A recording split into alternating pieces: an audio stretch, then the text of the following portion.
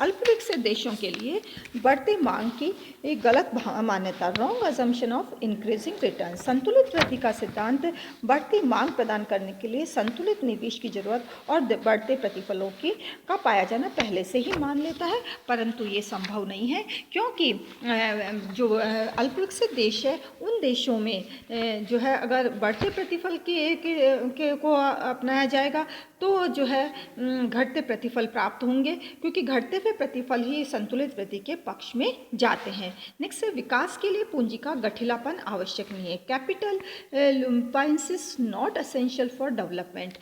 यद्यपि कई सामाजिक और आर्थिक ऊपरी सुविधाओं का पूंजी गठिलापन पूंजी की बड़ी मात्राओं के तुरंत निवेश के लिए कारण बताया जाता है, फिर भी अनेक उन्नत देशों का अनुभव है कि प्रारंभ में कम निवेश लागतों से कई सेवाएं प्रदान की जा सकती है।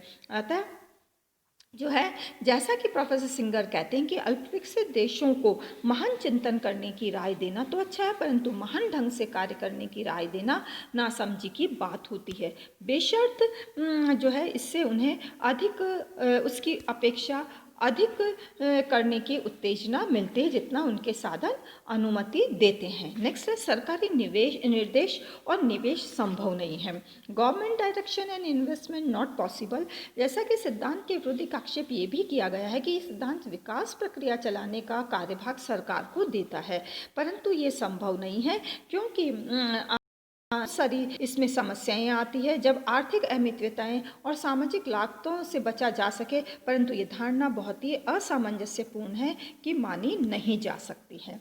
नेक्स्ट है, संतुलित वृद्धि प्रेरित निवेश के लिए आवश्यक नहीं है।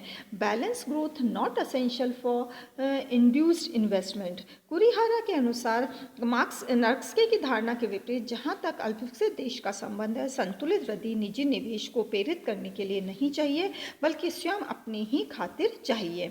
नेक्स्ट है, संतुलित वृद्धि की धारणा विकसित देशों पर लागू होती है। Concept of balance growth applicable on developed countries. Hirschman के अनुसार संतुलित वृद्धि का सिद्धांत वास्तव में केन्स की अल्प रोजगार की स्थिति का अल्प विकसित अर्थव्यवस्था पर प्रयोग है, लेकिन केन्स के सिद्धांत के अनुसार व्यापार चक्र की आरोही गति के दौरान एक साथ बहुविधि विकास के आर्थिक क्रिया समुत्थान हो सकता है, क्योंकि उद्योग, मशीनें और प्रबंधकर्ता, श्रमिक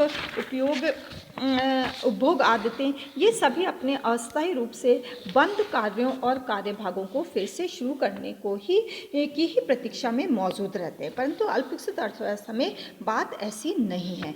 लास्ट वन है, दुर्लभताएं और अड़चनें वृद्धि को प्रोत्साहित करती है।